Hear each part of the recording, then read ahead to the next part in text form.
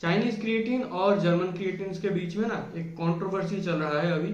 कुछ लोग बोल रहे हैं कि चाइनीज क्रिएटिन जो होते हैं उनमें डीएचटी रहता है और डीसीडी रहता है, जो आपका कैंसर कॉज कर सकता है। तो ये क्लेम सच है या नहीं, उसके बारे में मैं अपना ओपिनियन शेयर करने वाला हूँ। तो कुछ दिन पहले मैं कॉलेज गया था। मेरे एक दोस्त ने मुझे बोला कि यार तू एज इट इज का क्रिएटिन और न्यूट्राबे का क्रिएटिन यूज करता है ना।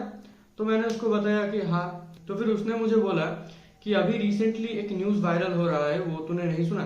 तो मैंने पूछा कौन सा न्यूज?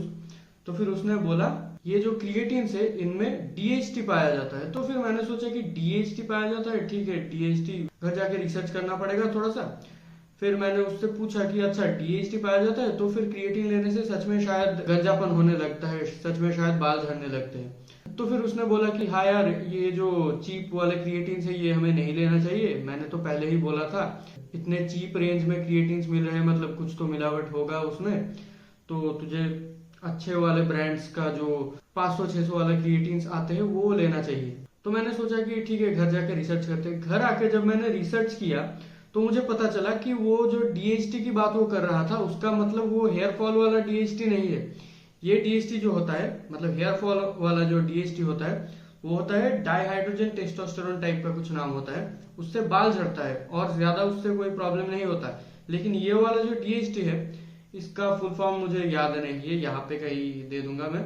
ये जो चीज होता है, ये जो कंपाउंड होता है, इससे बेसिकली कैंसर होता है आपको। मतलब ये एक पोटेंशियल कार्सिनोजन होता है और उसके साथ कुछ और भी मिलावट पाया जाता है। ये मिलावट कैसे आता है? बेसिकली बोला जा रहा है कि चाइना से इंपोर्ट किया हुआ जो क्रिएटिन होता है उसका मैन्युफैक्चरिंग प्रोसेस जो है वो उतना क्लीन नहीं होता। मतलब मैन्युफैक्चरिंग प्रोसेस ज्यादा देखभाल करके नहीं किया जाता। इसके वजह से उसमें कुछ बाई प्रोडक्ट्स मिले होते हैं जिनमें डीएचटी और डीसीडी रहता है। तो ये बाई प्रोडक्ट जो होते हैं इनसे डीसीडी से शायद ज्यादा कुछ नहीं होता, लेकिन डीएचटी जो होता है उससे कैंसर हो सकता है आपको। तो मेरा जो वो दोस्त था उसके बातों पे मुझे ज्यादा विश्वास नहीं हो रहा था पहले ऑब्वियसली, लेकिन घर आके जब मैंने थोड़ा सा रिसर्च किया तब मुझे थोड़ा सा डर लगने लगा कि मैं तो इतने दिनों से क्रिएटिन यूज कर रहा हूँ तो मुझे कुछ हो सकता है, तो इमीडिएटली मुझे ये क्रिएटिन बंद कर देना चाहिए। लेकिन फिर मैंने थोड़ा सा और सोचा, इंट्रोस्पेक्ट किया थोड़ा सा और रिसर्च भी किया थोड़ा सा।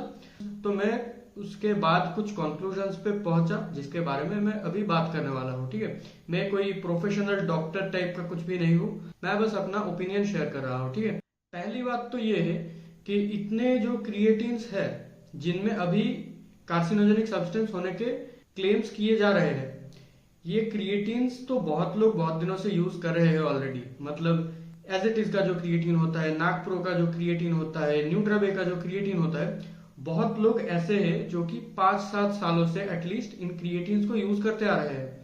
अगर इनमें से किसी को कैंसर होता तो वो जरूर हमारे सामने आता। ऐसे टाइप का कोई न्यूज हमारे सामने अभी तक नहीं आया है। इसका मतलब क्या है? इसका मतलब यही है कि इनमें अगर कैंसर होता भी है तो उसका चांसेस शायद 0.00001% टाइप का कुछ होगा। उसके बारे में हमें कंसर्न होने की कोई भी जरूरत नहीं है। ये गई हमारी पहली बात। और दूसरी बात यह है कि चाइनीज क्रिएटिन मतलब ही बुरा होगा ऐसा भी नहीं है। जो अच्छे ब्रांड्स होते हैं बेसिकली, वो ब्रांड्स क्या करते हैं, वो अच्छे सोर्सेज से ही लेते होंगे। अगर वो नहीं होता तो इन ब्रांड्स का तो रेपुटेशन खराब हो जाता। ये सब तो नहीं हो रहा है। इसका मतलब भी यही है कि इन चीजों के बारे में हमें ज्यादा सोचना नहीं चाहिए। ये जो ब्रांड्स है ये क्या करते हैं, ये क्रिएटिन्स लेते हैं, मतलब रॉ मटेरियल्स लेते हैं, उसके बाद उनका टेस्टिंग खुद से भी कराते हैं। अगर उतना ही बुरा क्वालिटी का होता तो ये क्रिएटिन्स इतने सारे लोग यूज नहीं कर रहे होते, और अगर कर भी रहे होते इनमें से किसी को कैंसर हुआ होता अभी तक। और तीसरी बात यह है कि बहुत लोग क्या कर रहे हैं, ये जो अभी अफवाह नहीं बोलूंगा, ये एक सच बात है। ये जो न्यूज वायरल हो रहा है अभी कि इनमें ऐसे बाय प्रोडक्ट्स मिलते हैं, कार्सिनोजेनिक सब्सटेंसेस मिल रहे हैं क्रिएटिन्स में, ये बात सच है। लेकिन इस बात को ज्यादा मतलब फियर मॉन्गरिंग किया जा रहा है इस बात को लेके, और कुछ लोग खुद के मार्केटिंग के लिए इस बात को यूज कर रहे हैं कि अगर आप छोटे ब्रांड्स के, मतलब अफोर्डेबल ब्रांड्स के क्रिएटिन अगर आप यूज करना बंद करके एक अच्छे ब्रांड का क्रिएटिन, मतलब बड़े ब्रांड का क्रिएटिन अगर आप लेना स्टार्ट करोगे तो शायद उससे उनको भी कोई कमीशन मिलेगा या फिर उससे कुछ उनका फायदा होगा। इसलिए बहुत लोग अभी इस न्यूज को फैलाने में मदद कर रहे हैं। तो मेरा सजेशन यही रहेगा कि अगर आप ऑलरेडी इन क्रिएटिन्स को यूज कर रहे हो, इन अफोर्डेबल ब्रांड्स के क्रिएटिन्स को अगर आप ऑलरेडी यूज कर रहे हो, तो स्विच करने की कोई भी जरूरत नहीं है। ऑलरेडी जो चल रहा है चलने दो, कोई भी ज्यादा ओवरथिंक करने का जरूरत नहीं है। इन क्रिएटिन्स से आपको कुछ भी नुकसान नहीं होने वाला, ठीक है। लेकिन अगर आप ज्यादा पैरानॉइड हो, अगर आपको बिल्कुल ही एकदम टॉप क्वालिटी का सेफ्टी चाहिए, आप किसी भी तरह का 0.00001% भी रिस्क नहीं लेना चाहते और एक प्रीमियम चीज लेना चाहते हो, तो आपके लिए भी ऑप्शन है। महंगे क्रिएटिन्स भी आप ले सकते हो, लेकिन एक ही बात आपको याद रखना है, ये जो अफोर्डेबल क्रिएटिन्स है इनका भी इफेक्टिवनेस जितना है, इन महंगे क्रिएटिन्स में भी इफेक्टिवनेस आपको सेम ही देखने को मिलेगा। मतलब ऐसा नहीं है कि अगर आप न्यूट्रावे का क्रिएटिन यूज कर रहे हो या एजेटिस का यूज कर रहे हो तो आपको अगर 1 kg का इंक्रीज देखने को मिलेगा बॉडी वेट में, तो मसल ब्लेज के क्रिएटिन से आपको 2 kg का इंक्रीज देखने को मिलेगा, ऐसा नहीं है।